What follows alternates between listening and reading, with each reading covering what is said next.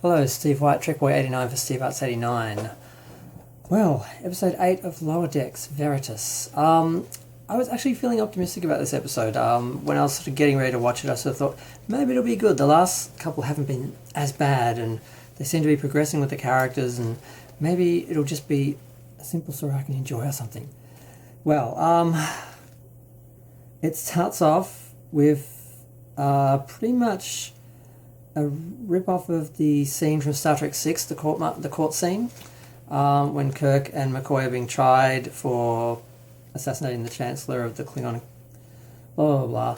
Basically, they come up from the ground on like a platform into this big room, and it's all dark, and there's people sort of in the background, backlit, and there's a guy asking them to testify and saying they're witnesses to an event against the Romulan Empire. So it looks like a Klingon court, but it's a green alien, and I don't think we even get the name of the alien. I didn't get the name of the alien.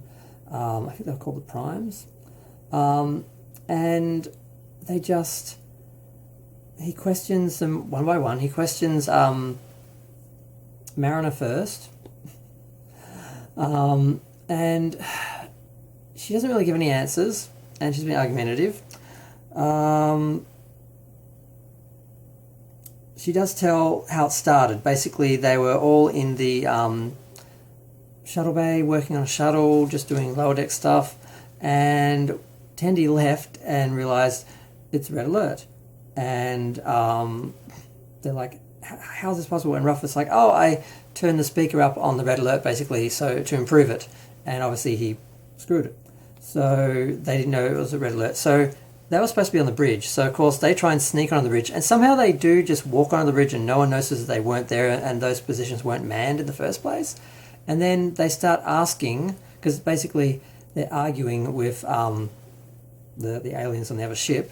The captain is holding a map, and they're angry that she's taken the map or has done... It's unclear what they've done to offend these aliens. And they're asking the crew... The two ensigns.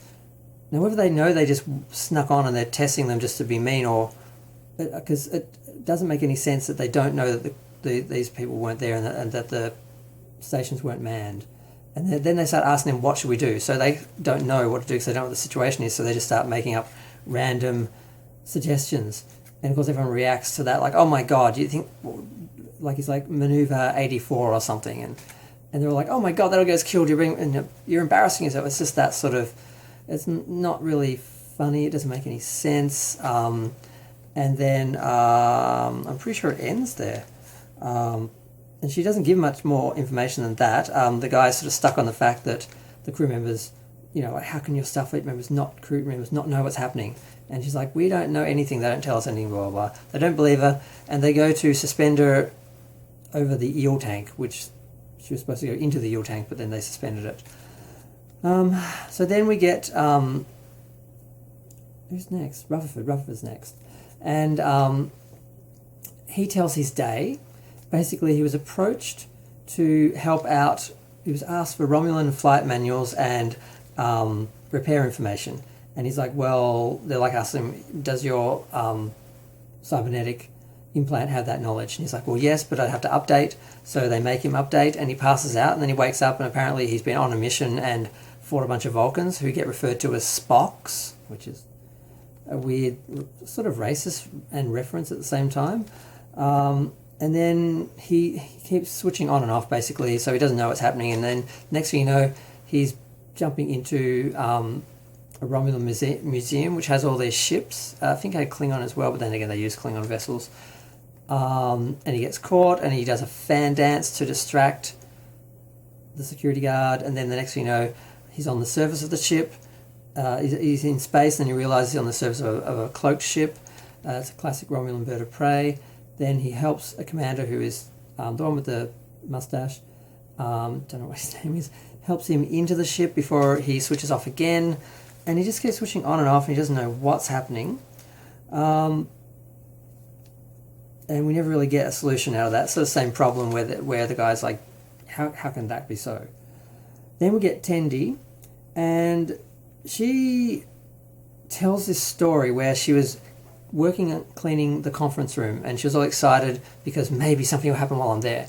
And sure enough, they walk in, this team, and somehow they confuse her for supposed to being on the team, or invite her to be on the team for no reason, since she's just like the cleaner. And they take her along. She doesn't really know what's happening. There's a lot of swearing. You don't hear people's names because she said, I can tell you the story, but I have to censor certain things.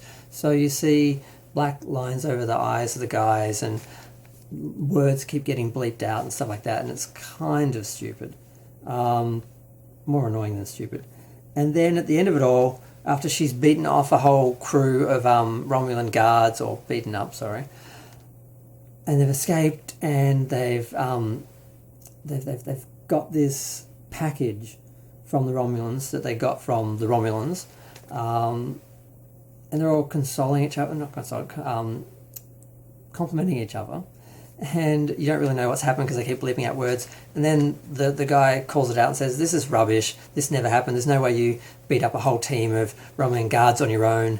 And she's like, "Yes, I made it up," basically. So she goes into the Eels, and then we get to Polymer, and Polymer really just ends up just telling them all this, because the guy doesn't believe their stories. He doesn't believe that Starfleet, the command crew, and even the lower staff wouldn't know what's happening at all times, wouldn't be infallible, basically. And he's like, you want me to say these people are infallible, but they're not. They are flawed, and that's okay. We're explorers. We don't know what we're going to find. We're just finding it out as we go along. It's sort of making excuses for them being incompetent, but also sort of speaking to the nature of space exploration. And it's not inspiring, but it's sort of half interesting. But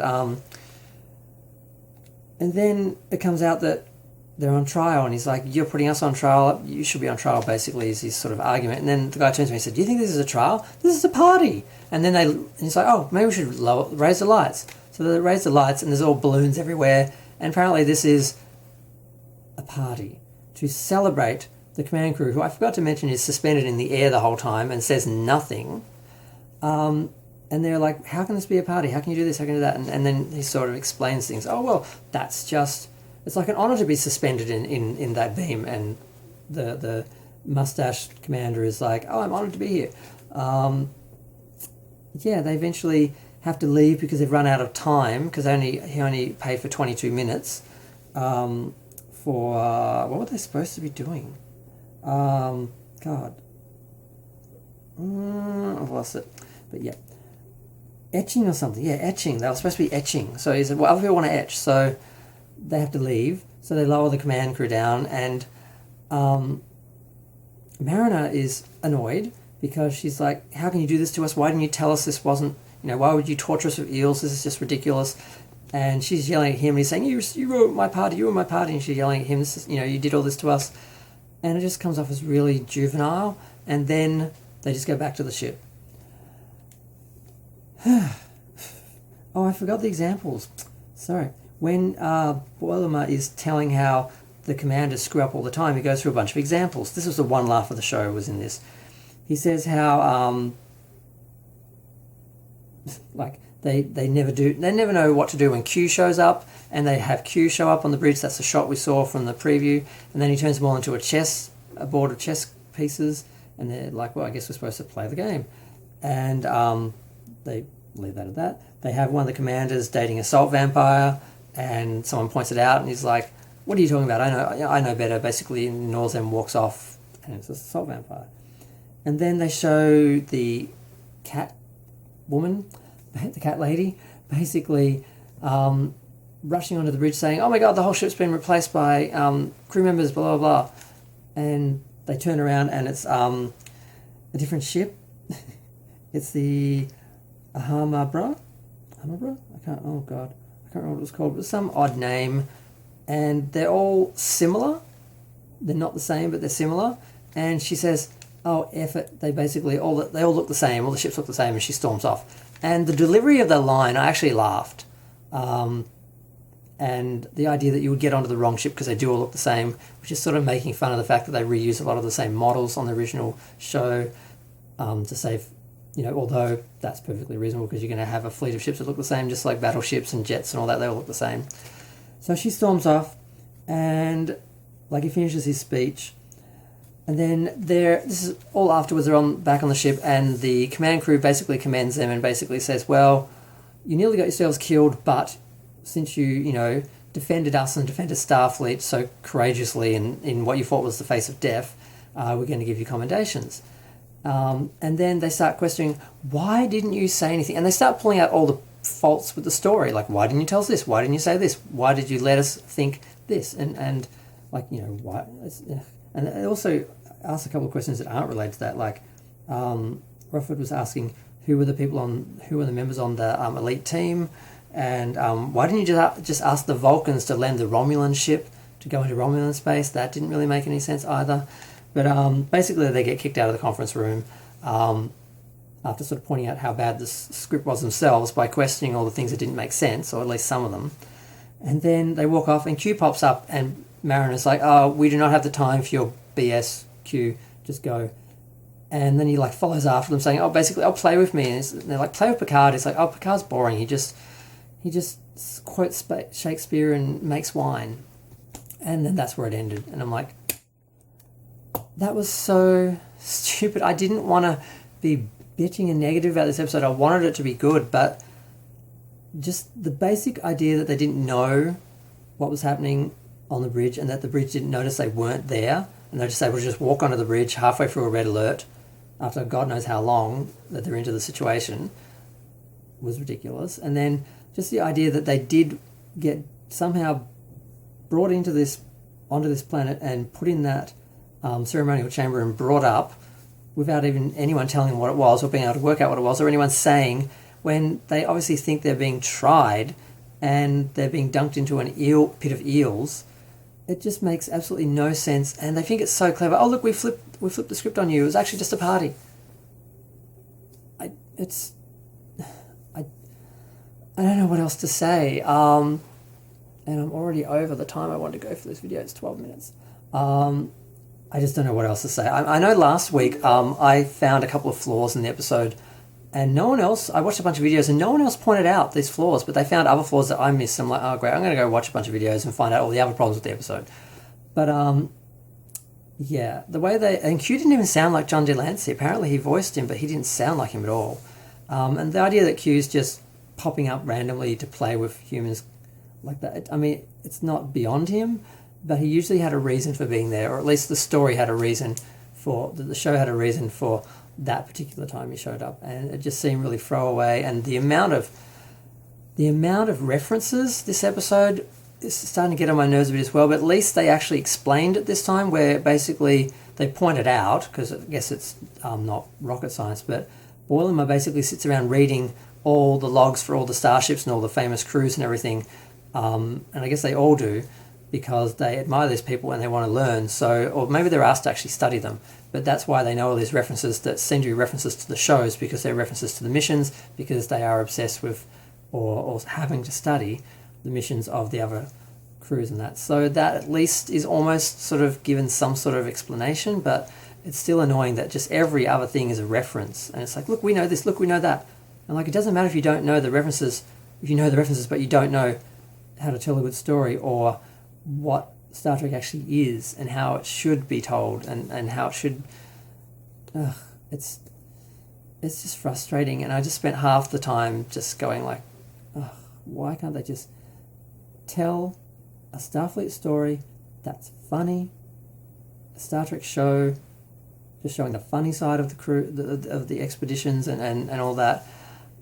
At least they weren't really making fun of Star Trek as much, but they were just doing such a bad job of storytelling. I just want one episode that isn't hugely flawed, that I can actually enjoy or not hate. That's all I want. But I'm going to go. There's only 2 more episodes to go. I watched this so you don't have to.